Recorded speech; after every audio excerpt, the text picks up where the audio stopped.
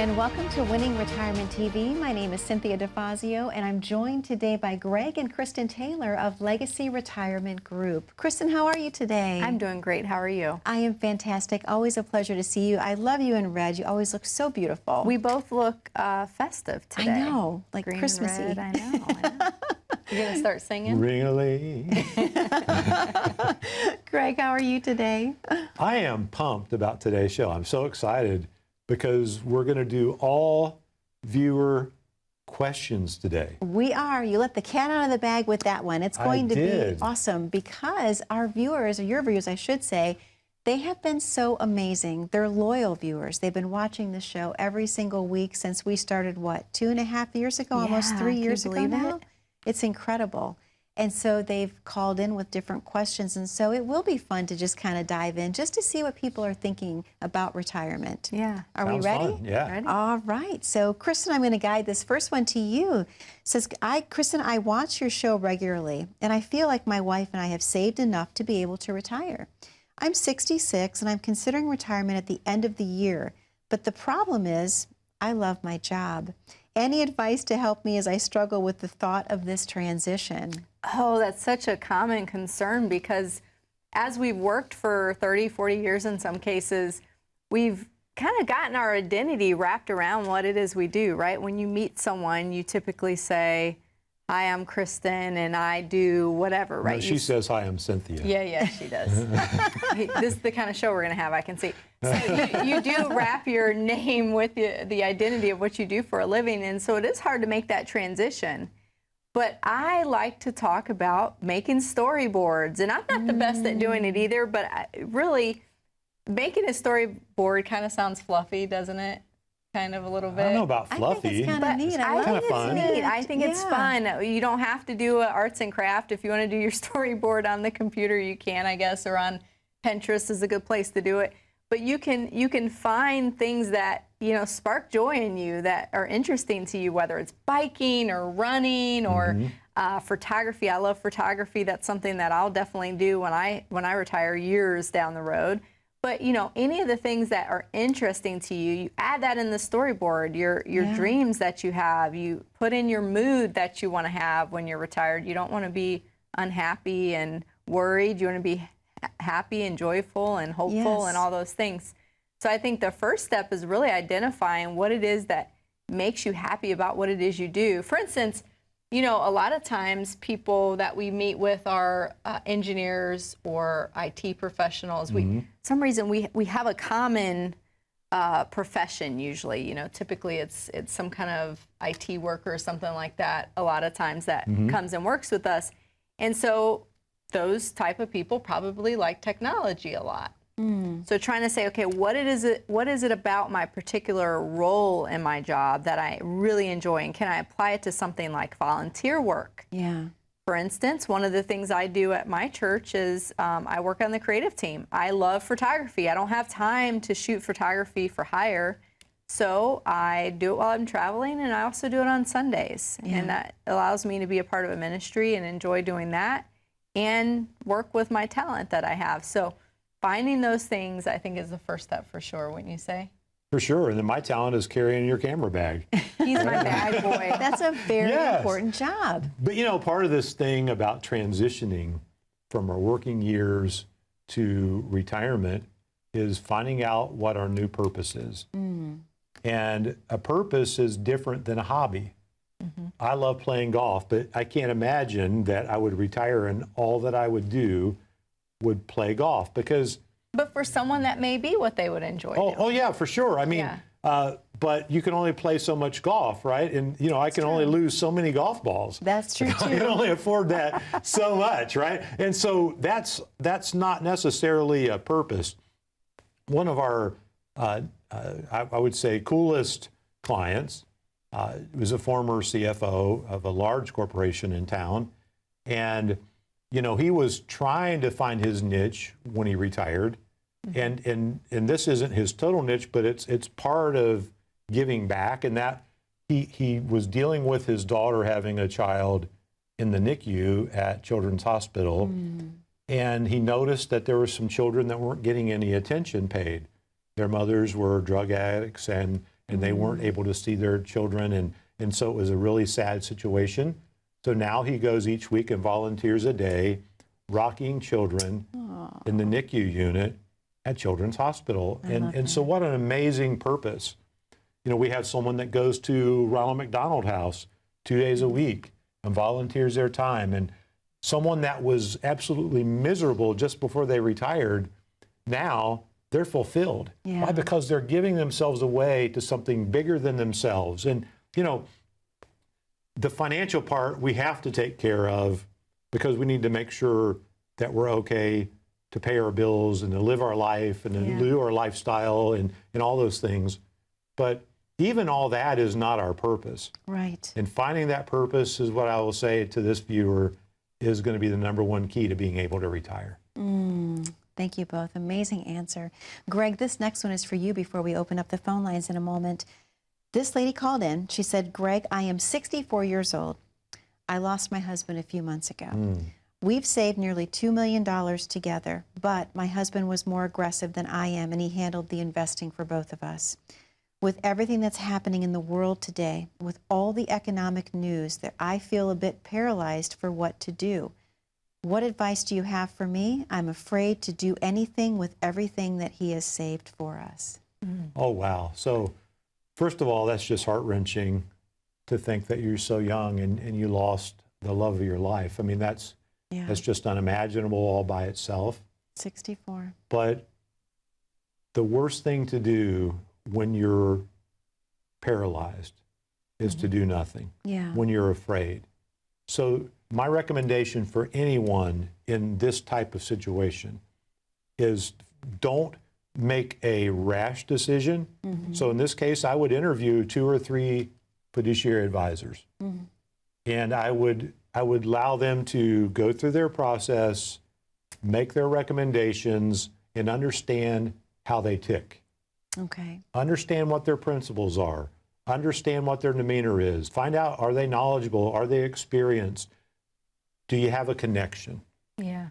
Because part of this journey through retirement is about finding someone that becomes aligned with you. And you feel like that you're not pushing them to help you, but that you're riding alongside each other for the journey.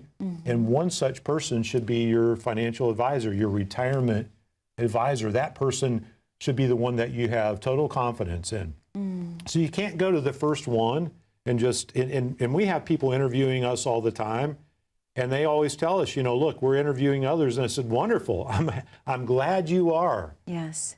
I don't want you to make a decision today. I want you to go home and I want you to see who has the ideas that make you feel most comfortable. Yeah. And so my recommendation to you is interview 2 or 3, find someone that makes you feel comfortable. If they're not a fiduciary, I wouldn't work with them. Why? Because they don't have the requirement to have your best interest at heart. But make sure that they are focusing on giving you a solid investment plan that's based on your risk tolerance, because now you have to be comfortable with that amount of risk you're taking. An income plan that's going to provide the income you need to make you feel confident for the rest of your retirement. A tax plan, because the tax man may come knocking on your door someday. If you saved over $2 million, the tax man knows about it, and you know, that can be on their radar down the path. So we want you to be tax efficient. Healthcare planning, making sure your legacy plan is sound, and with all that, once you find that right person, then go on that journey and don't look back. Greg, thank you so much. Kristen, thank you so much. To our viewers at home, the number to call is on your screen today. That number is 614-336-7660. We know that you have a lot of questions for Greg and Kristen about how to plan your perfect retirement. Perhaps you don't know where to start. What they're offering you today is a complimentary consultation, a retirement readiness review, if you will. Make sure that your goals and your dreams and your desires for retirement will be met. All you have to do is call in today to 614-336-7660. If you have your smartphone, go ahead and click that QR code in the bottom corner of your screen. We're going to take a very short commercial break, but this is a very special episode today. This is your episode. Viewer questions, yours could be next, so stay tuned. We'll be right back after this very short commercial break. Plan smart, retire well. How do you do that? Many times we meet families and they actually think they have a plan. But what about when you want to upgrade your house? What about when your wife wants to buy new furniture? No investment decision should be made outside the context of a plan. So what is your plan? We believe in the 3-bucket approach as it comes to your finances. Your liquid bucket, which is what I call the sleep well at night account, for when the what ifs happen in life. Your income bucket, which is there to meet the gap between Social Security, maybe a pension, and what you really want to live in. We believe you should protect that income, then grow the rest. And then your growth bucket. The growth bucket's really focusing on helping you achieve your growth goals. As you transition from your working career to retirement, we want that to be the greatest moment of your life, and we don't want you to fumble the ball. So imagine, when you're working, you're getting a paycheck. When you're retired, you have to pay yourself. The 3-bucket approach is a really easy way for people to start compartmentalizing what they're doing with their money. We want you to be successful in any economy. We want you to thrive no matter what's going on. Worry and fear and greed are the biggest problems when it comes to investing. We want to take that off the table, and we want to make sure you have a consistent growth strategy. We want you to be just as successful in your retirement plan as you were in your accumulation plan.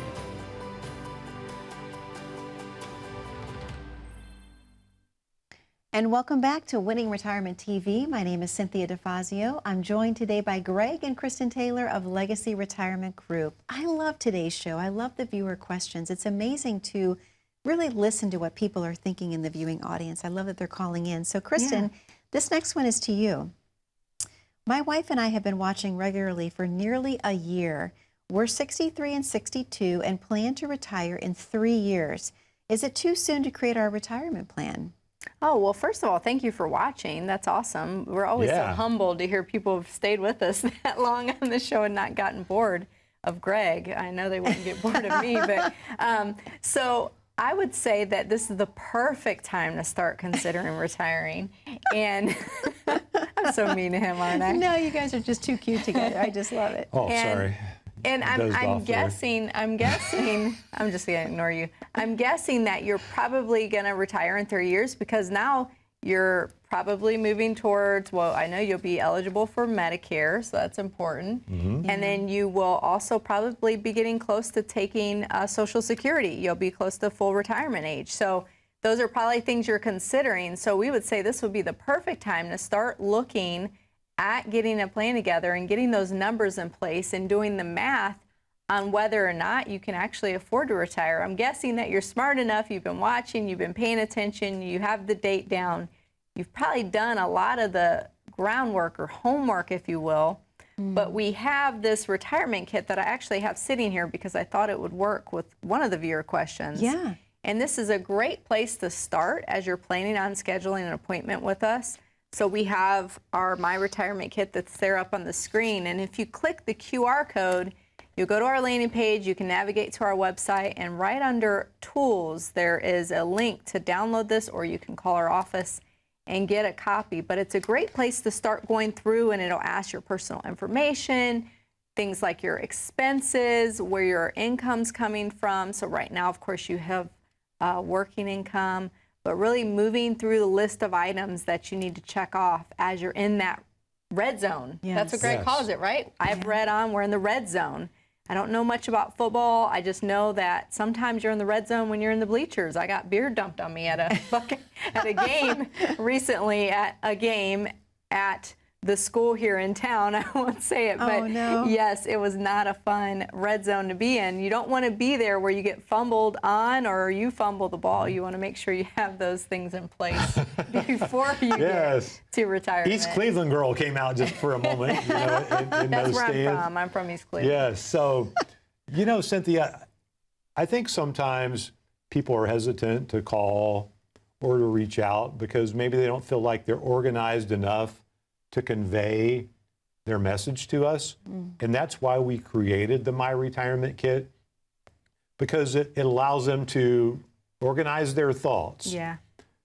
It allows them to convey to some degree their message, because there's a section in there where we talk about risk return, and it's in kind of a layman's term. In other Short words, format. Yeah. yes, it's short format, because I've got a section where it says I'm looking for maximum growth, and next to it says I'm not at all concerned with volatility. The next one says I'm looking for moderate growth. I'm willing to accept moderate volatility.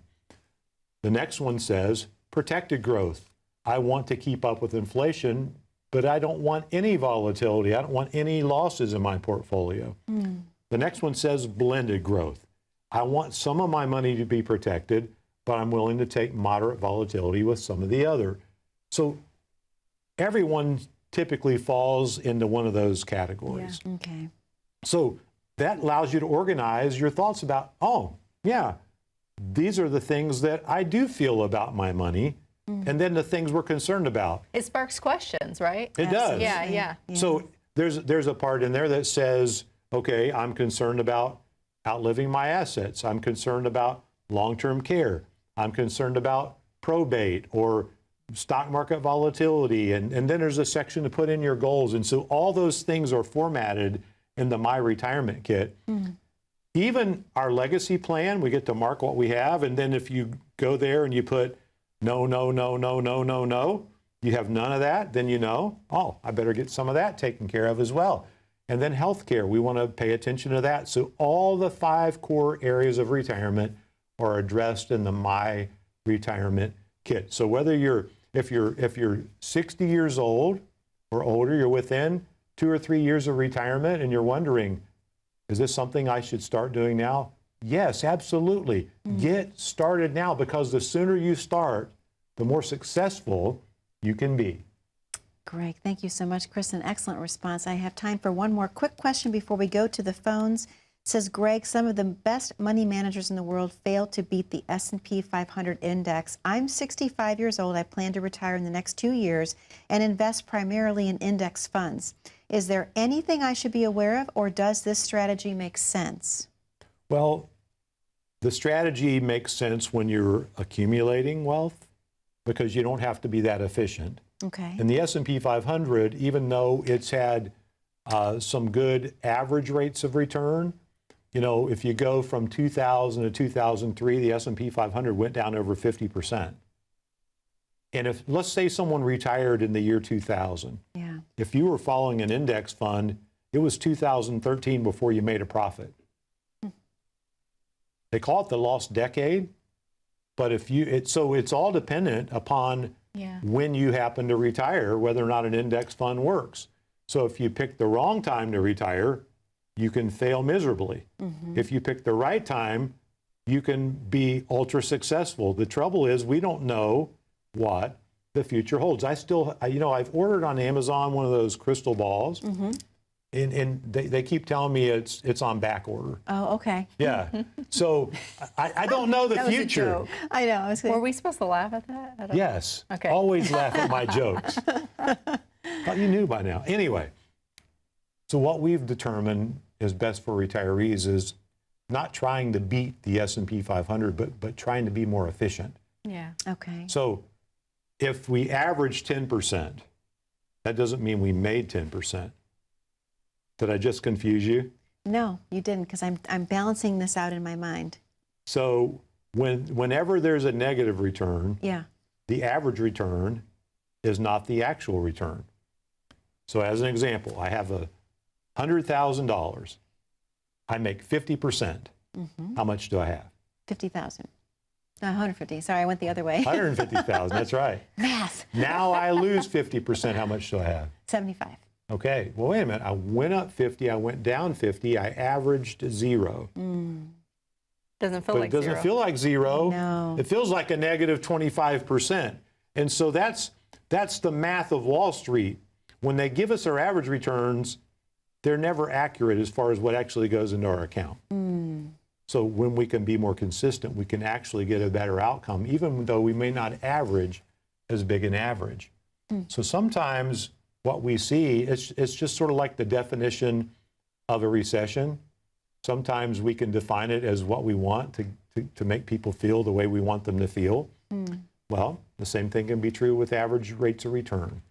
So the most important thing for a retiree is to have efficiency with their risk, efficiency with their income, efficiency with taxes, efficiency with their health care plan, efficiency with their legacy plan. And if you're efficient, guess what? You can win. And that's what we call this show, isn't it? Winning Yes, it retirement. is. We want you to win. We want you to win in your retirement. Greg, thank you so much. Kristen, thank you so much. To our viewers at home, the phone number to call is on your screen. That number is 614-336-7660. We know you have a lot of questions for Greg and Kristen about how to plan your perfect retirement. They are offering you a complimentary consultation, a complete planning review, if you will.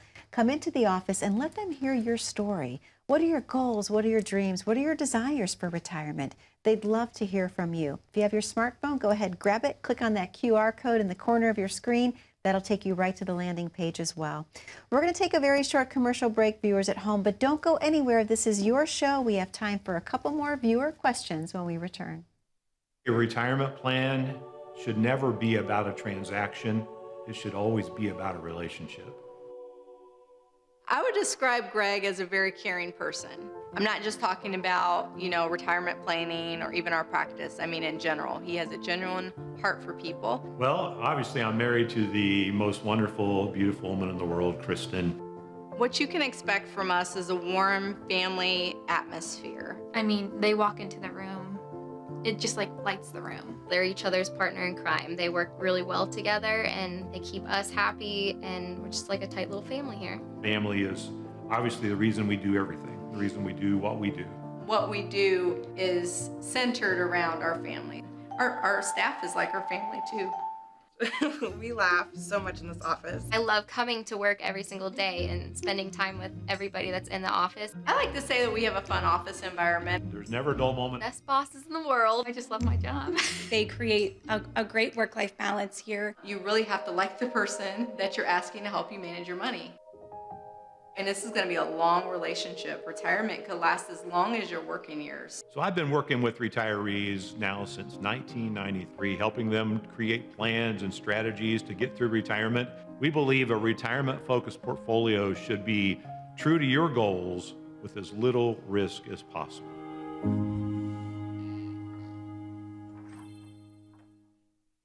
And welcome back to Winning Retirement TV. My name is Cynthia DeFazio. I'm joined today by Greg and Kristen Taylor of Legacy Retirement Group. I love our viewer questions. They're amazing. So we should keep going so we can save time. So Kristen, this is Gary. Gary called in. He called in after seeing the TV show. He has saved over $1 million, but wants to spend $500,000 of it on a new home or an RV. He also wants to travel. He wants to know if it's a good idea to take his savings to buy a home or an RV.